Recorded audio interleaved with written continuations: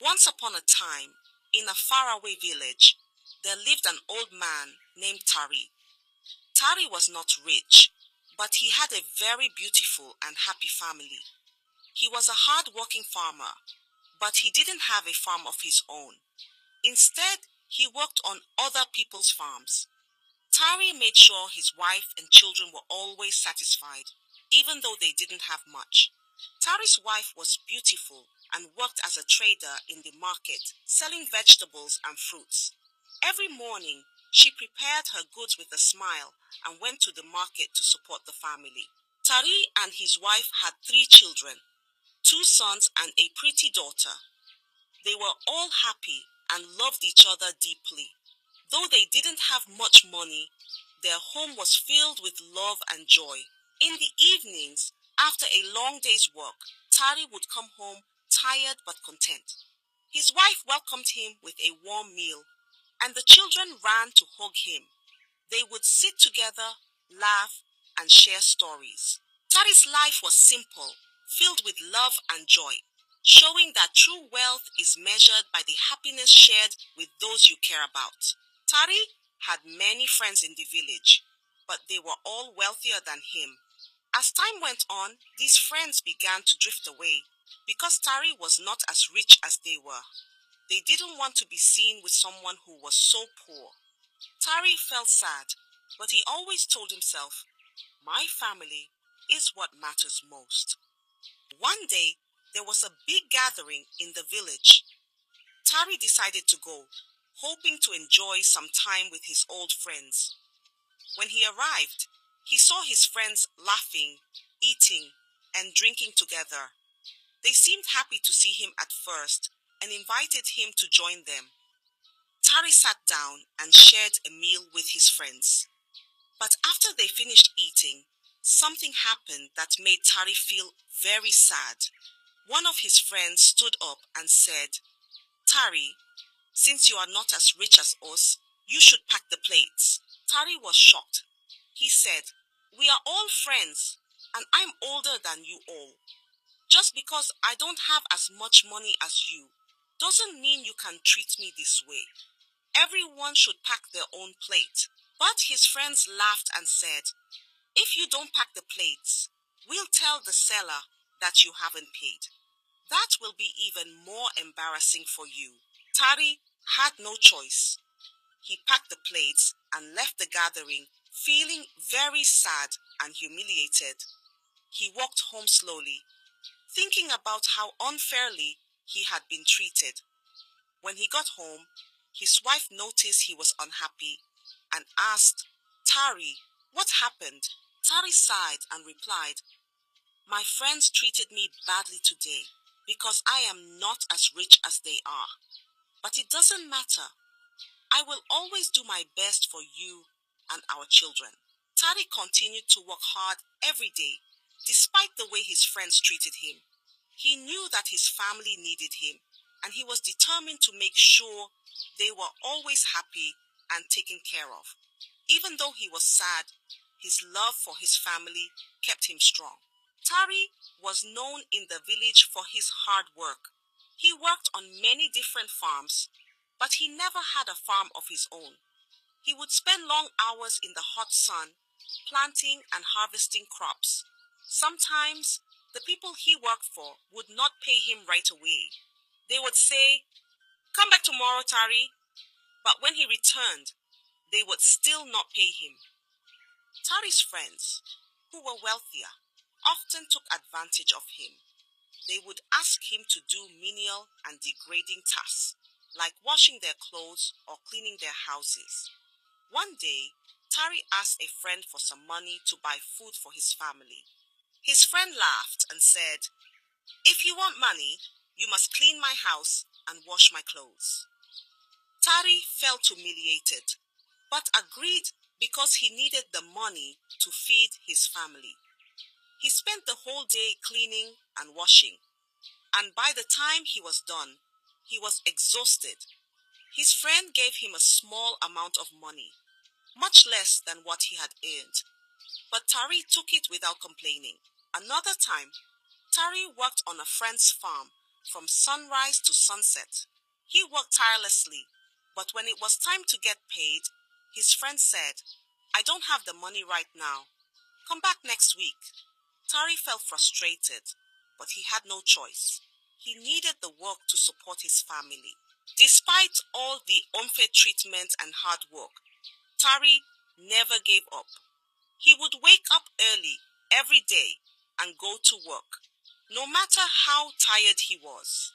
He knew his family depended on him, and he wanted to make sure they had enough to eat and a roof over their heads. The time for harvest arrived, and Tari knew it was a chance to earn some money. He decided to approach Chief Azuka, the richest man in the village who had the biggest farm. Tari hoped that working for Chief Azuka would help him provide better for his family. Early one morning, Tari went to Chief Azuka's house and greeted him respectfully. "Good morning, Chief Azuka. I would like to help with the harvest on your farm.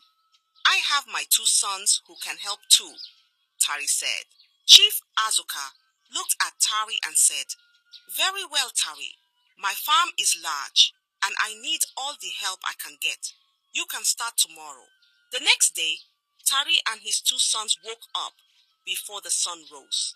They made their way to Chief Azuka's farm and began working tirelessly. They worked under the hot sun, picking crops and placing them in large sacks. They worked through heavy rain, determined to finish the harvest on time. Tari's sons were strong and hardworking, just like their father. Together, they made a great team. Day after day, they labored on Chief Azuka's farm, their hands rough and their backs aching. But they never complained because they knew their hard work would bring food and happiness to their family. Finally, after many days of hard work, the harvest was complete. The crops were neatly packed in sacks and stored in the barn. Tari felt a sense of accomplishment and relief. He wiped the sweat from his brow and said to his sons, "We did it. Now let's go and get our payment from Chief Azuka." Tari went to Chief Azuka and said, "Chief, we have finished the harvest. Can we please have our payment?" Chief Azuka nodded and handed Tari some money. "Here is 1/3 of what I owe you. Come back tomorrow for the rest," Chief Azuka said. Tari was surprised. Chief Azuka had never asked him to return for the rest of the payment before, but he took the money and thanked the chief. When Tari returned home, he gave some money to his wife and said, "Cook a delicious meal for the children tonight. They deserve it." That night, Tari's wife noticed he was not sleeping. She turned to him and asked, "Tari, why are you so moody?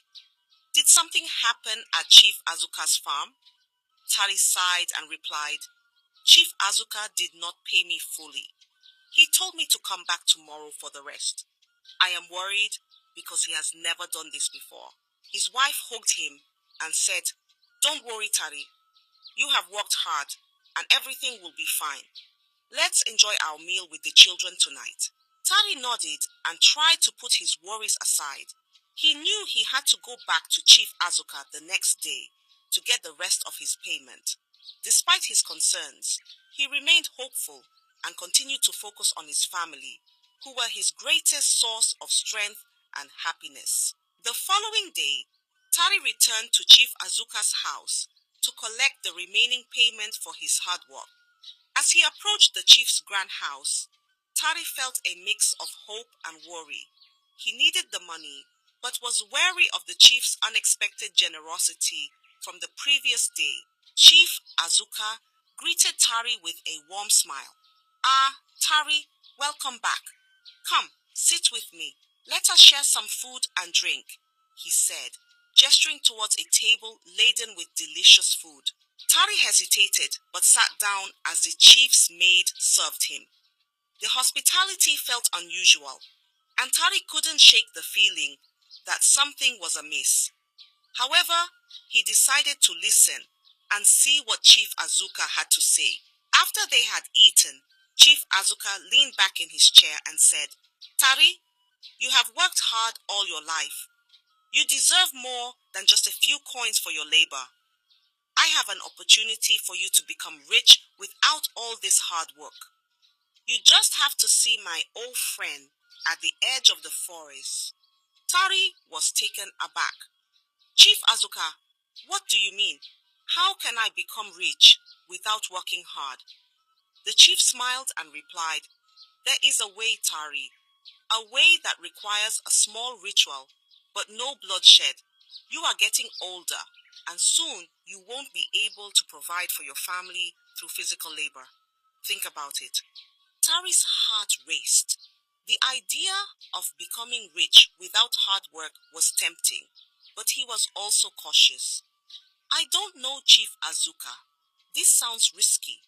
What kind of ritual is this? Chief Azuka reached into his robe and pulled out a large bundle of money. He handed it to Tari and said, Here, take this. It is 10 times the amount I owe you.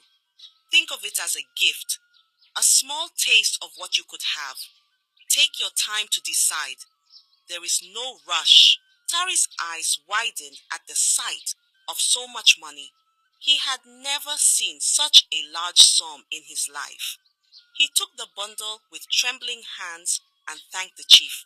Thank you, Chief Azuka. I will think about your offer and let you know my decision. As Tari walked home, his mind was filled with conflicting thoughts. The money in his hand felt heavy, and the offer weighed even heavier on his heart. When he arrived home, his wife saw the bundle of money and her eyes widened in surprise. Tari, where did you get all this money? She asked. Tari sighed and explained everything that had happened. Chief Azuka gave me this money and made an offer for easy riches. He said it involves a ritual but no bloodshed. I don't know what to do. It's so much money and it could change our lives. His wife listened carefully, her face full of concern. Tari, this offer sounds too good to be true. We have always lived honestly and worked hard for what we have. Be very careful. Easy riches can bring great trouble. Tari nodded, knowing she was right. I will think about it carefully. We must not rush into anything that could harm our family. That night, Tari lay awake, staring at the ceiling. The money was hidden safely, but his thoughts were far from peaceful. He knew he had to make a decision soon, but he wanted to ensure it was the right one for his family. The promise of easy riches was tempting, but the unknown risks kept him cautious. Tari spent the next few days wrestling with Chief Azuka's offer. The bundle of money was a constant reminder of the wealth that could be his. He thought about his family, his children's future, and the endless struggles they had faced. The temptation of an easier life was hard to resist. One evening, as the sun set, Tari made up his mind. He decided to accept Chief Azuka's offer, hoping it would bring prosperity to his family. He told his wife, I have made my decision. I will go to the forest edge tomorrow and meet the old man for the ritual. His wife looked at him with worried eyes, but nodded. Tari, please be careful. Our family's happiness means more than wealth. Promise me you will come back safe. Tari hugged her tightly and promised, I will come back safe. This is for our future. The next day, Tari made his way to the forest's edge where the old man lived. The forest was dark and thick, with trees that seemed to whisper secrets. Tari's heart pounded as he approached the old man's hut. The old man, with a long white beard and wise eyes, greeted him. Ah, Tari! Chief Azuka told me you would come. Are you ready for the ritual? The old man asked. Tari nodded, his voice trembling slightly. Yes, I am ready. The old man led Tari to a clearing in the forest. In the center of the clearing, was a circle made of stones, and inside the circle were strange symbols drawn on the ground. The old man began to chant, his voice low and rhythmic, filling the air with an eerie feeling. Tari stood in the circle, feeling a mix of fear and anticipation. The old man approached him with a small bowl of dark oil and said, "This ritual will grant you wealth without shedding blood. Rub this oil on your body, and the gods will bless you." Tari took the oil and, with trembling hands, began to rub it on his skin. The old man continued to chant, and the air around them seemed to shimmer. As Tari applied the oil, he felt a strange warmth spread through his body. The old man then placed his hands on Tari's head and said, "You have been chosen. The gods will grant you riches. But remember, there is always a price to pay. Be wise and use your wealth for good." With those words, the ritual was complete. The old man handed Tari a small pouch filled with gold coins. "This is just the beginning. More will come to you. Go now and take care of your family." Tari thanked the old man and left the forest, his heart filled with a mix of excitement and apprehension. When he returned home, his wife and children were waiting for him. He showed them the pouch of gold coins, and their eyes widened in amazement. "Tari, is this real?" his wife asked, holding one of the coins. "Yes, it is real. The gods have blessed us," Tari replied, hugging his family tightly. "Our lives will change for the better now." That night, they celebrated with joy and hope. Tari felt a sense of relief, believing that the dark decision he had made would bring happiness and prosperity to his family.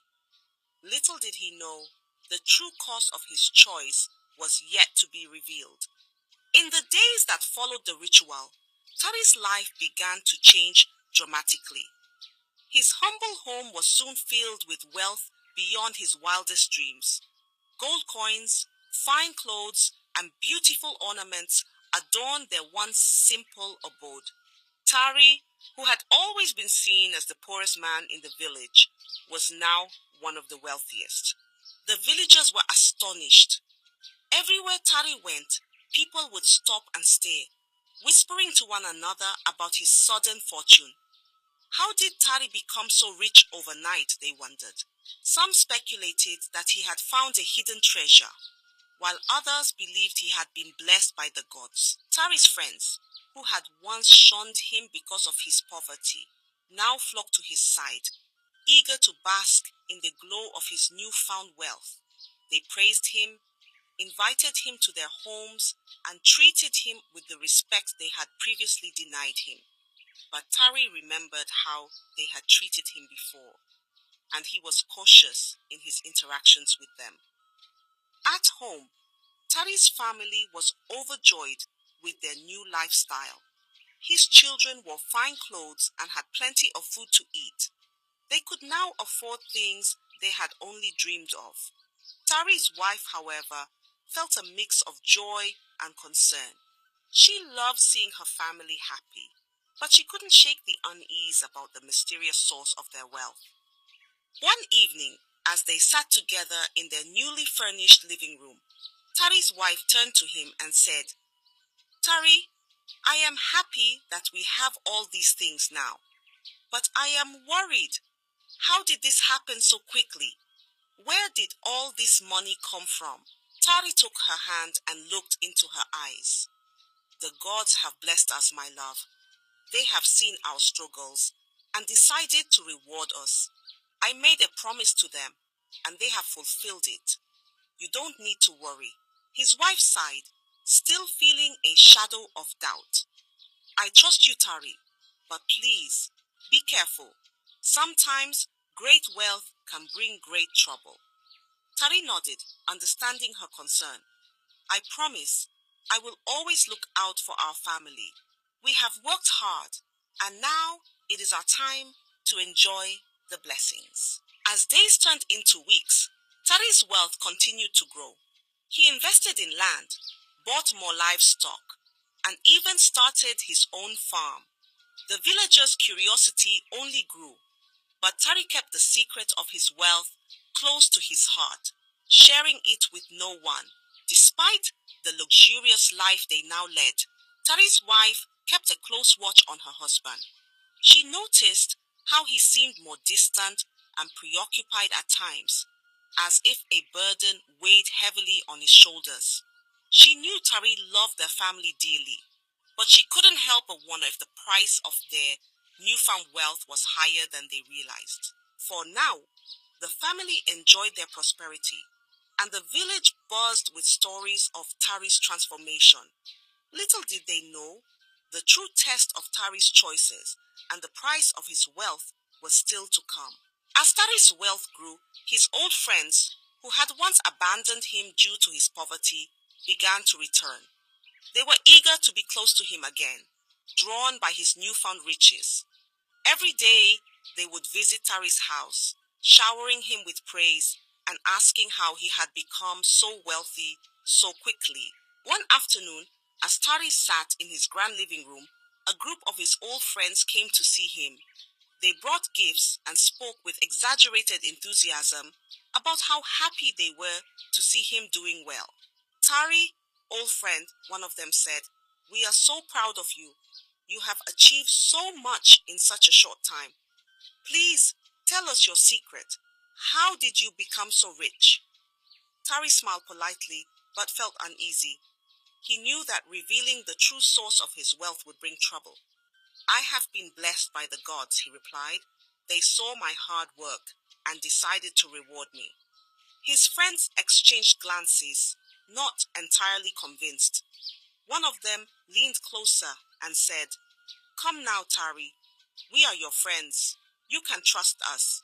There must be more to it than just divine blessings." Tari maintained his calm demeanor. "It is the truth. The gods have been kind to me. I cannot explain it any other way." His friends were persistent. They visited him regularly, each time trying different ways to coax the secret out of him. They would flatter him, bring him lavish gifts, and even offer to share their own wealth in exchange for his knowledge. "Tari, think of how much more we could achieve together," another friend suggested. "If you share your secret, we can all be wealthy and powerful." But Tari remained firm. He knew that the secret of his wealth was not something he could share lightly. It was tied to a dark ritual, and he didn't want to drag anyone else into the dangerous pact he had made. "I appreciate your offers, my friends, but I must decline. I cannot share what is not mine to give," Tari said. As time went on, his friends' persistence began to wane. They grew frustrated with Tari's reluctance and started to distance themselves once more. Some even whispered behind his back, spreading rumors and speculation about the true nature of his wealth. Tari felt the strain of their suspicion and the weight of the secret he carried. Despite the luxurious life he now led, he often found himself longing for the simple, honest days before the riches came.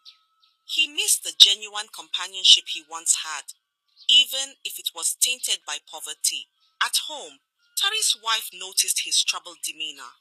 One evening, as they sat together, she gently asked, "Tari, what is bothering you? I see the worry in your eyes."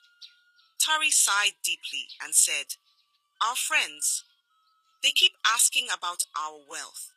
They do not believe it is just the God's blessings. I cannot tell them the truth, but their questions never stop."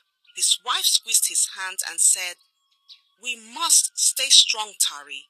We have each other, and that is what matters most. Let them talk.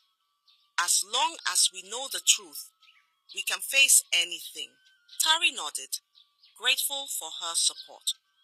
He knew that the journey ahead would not be easy, but he was determined to protect his family and the secret of their wealth.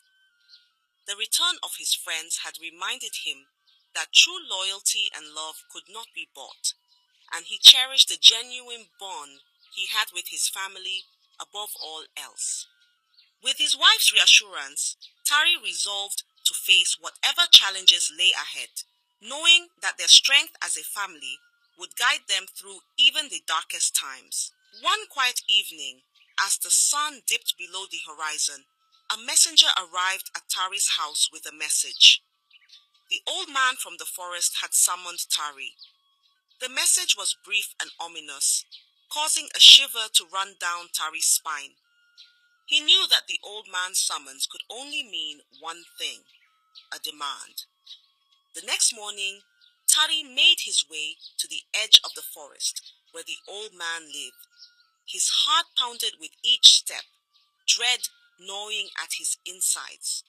When he reached the old man's hut, he found the old man waiting for him, his expression grave. "Tari," the old man said, his voice as ancient as the trees around them. "The time has come for you to fulfill your part of the bargain. The gods demand a sacrifice."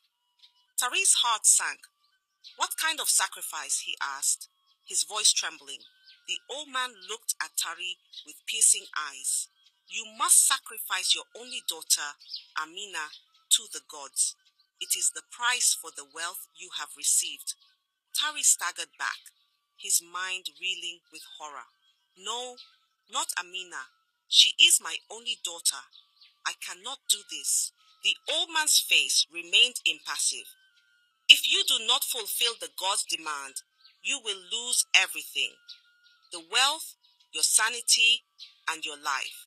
The gods will take back their blessings, and you will be left with nothing."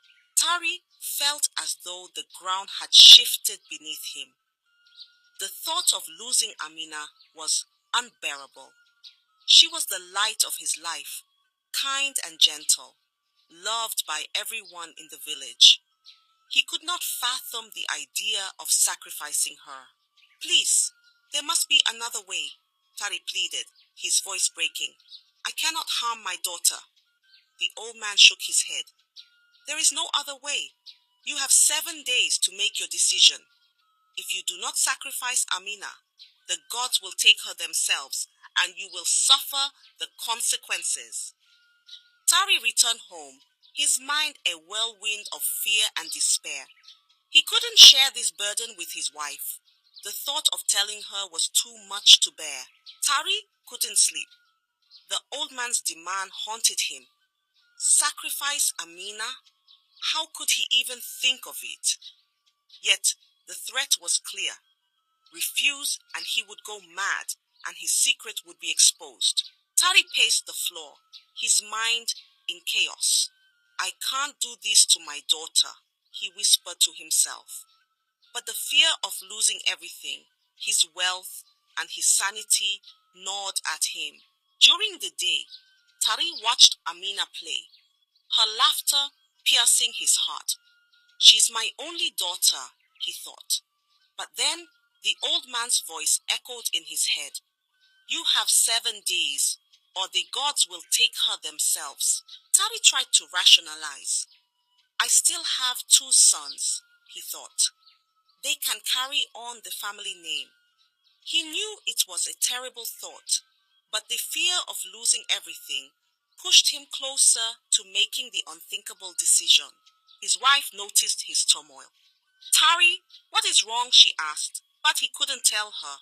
He just shook his head, muttering, "Everything will be fine." The days passed, each one heavier than the last. On the 5th day, with his heart breaking, Tari finally decided to follow through with the ritual. The fear and the old man's threat left him feeling like he had no choice. He hoped somehow this terrible act would protect the rest of his family. But the decision tore at his soul, and he knew he would never be the same again. On the 5th night, Tari's heart was heavy with dread. He prepared the drink and the black oil, as instructed by the old man. His hands shook as he mixed the concoction, knowing the terrible purpose it served. Tari found Amina playing in their yard. "Amina, come here," he called softly. She ran to him with a smile, trusting her father completely. "Drink this, my dear, and use this oil. It's very important." Amina hesitated, but took the drink.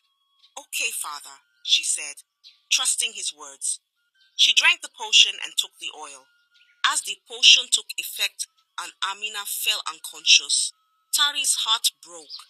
He carried her to the forest, each step feeling like a weight on his soul. Tari reached the clearing where the ritual was to take place. He laid Amina gently on the ground, her face peaceful and unaware of the horror about to unfold. He took a deep breath, his hands shaking as he prepared to complete the ritual by pounding her in the mortar that the old man had prepared. "I'm so sorry, Amina," he whispered, tears streaming down his face. He knelt beside her, the weight of his decision crushing him. Just as he was about to proceed, a piercing scream shattered the silence. "Tari, no!" It was his wife, her voice filled with desperation. She had followed him, suspecting something was terribly wrong. The villagers, awakened by her scream, rushed to the forest, their torches lighting up the darkness. They found Tari, kneeling over Amina, and quickly restrained him. His wife ran to Amina, tears streaming down her face as she cradled their daughter. "What have you done, Tari?" she cried, her voice trembling with shock and grief. The villagers took Amina to the herbalist, hoping to undo whatever had been done to her. Tari was left behind, his heart shattered by the enormity of his actions and the realization of what he had almost done. That night, Tari was tied up and kept in his compound. The villagers guarded him, their faces filled with a mixture of anger and pity. Tari's wife wept throughout the night, unable to comprehend how her loving husband could be driven to such a terrible deed.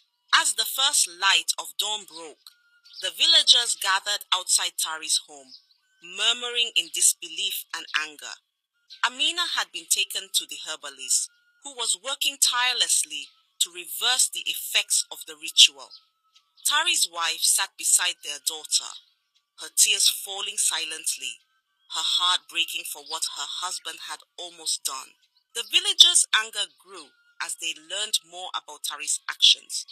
They couldn't understand how a man they had known all their lives could be driven to such a horrific deed.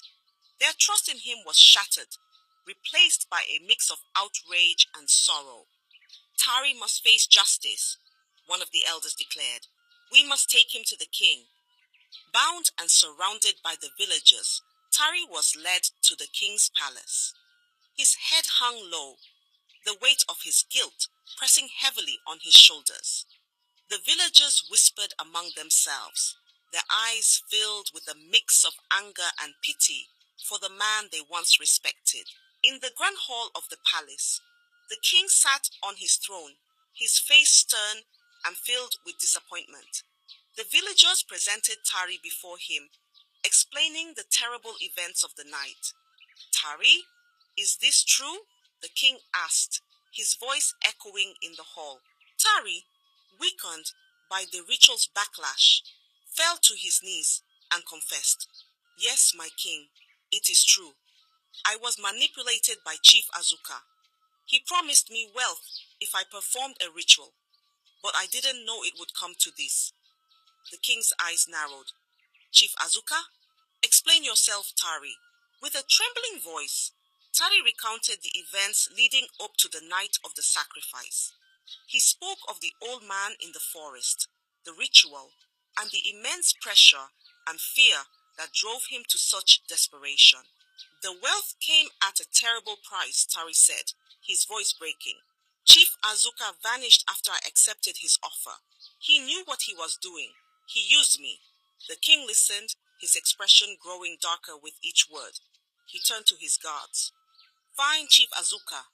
He must answer for his actions." But when the guards searched for Chief Azuka, They found that he had already fled the village, leaving behind only the chaos and destruction he had orchestrated. Tari, you have committed a grave sin, the king said. But since you luckily did not take the life of your own daughter, thanks to your wife, I see the manipulation and fear that drove you. Your punishment will be severe, but your life will be spared. You will spend the rest of your days in prison, where your wife and children could come and see you often. But you'll work to atone for your actions. Tari bowed his head, accepting his fate. Thank you, my king, he whispered, tears streaming down his face. The villagers dispersed, their hearts heavy with the weight of what had transpired. Tari's wife returned to the herbalist's hut, where Amina was slowly recovering. She knew their family would never be the same, but she held on to hope that they could find a way to heal. As Tari was led away to his prison cell, he felt a deep sense of regret. He had lost everything he had ever worked for, all for the promise of easy riches, the love and happiness of his family, once his greatest treasure, had been shattered by his own choices. In his cell, Tari vowed to spend the rest of his life atoning for his sins, hoping that one day his family might find it in their hearts to forgive him. As Tari lay in his cell, the sounds of the village echoing faintly in the distance, he found a measure of solace. He had paid a high price for his wrong choices, but he hoped that his story would serve as a lesson to others. The love of family and the integrity of one's character were treasures far greater than any amount of gold. Tari's tale spread throughout the village, a reminder of the dangers of greed and the true meaning of wealth. Though he spent his remaining days in captivity, Tari's heart found some peace in knowing that his family had forgiven him and moved on to live good, honest lives. I hope you enjoyed the story. If so, please like the video, comment what you learned from the tale, and don't forget to subscribe to the channel for more enchanting tales just like this one. Thank you.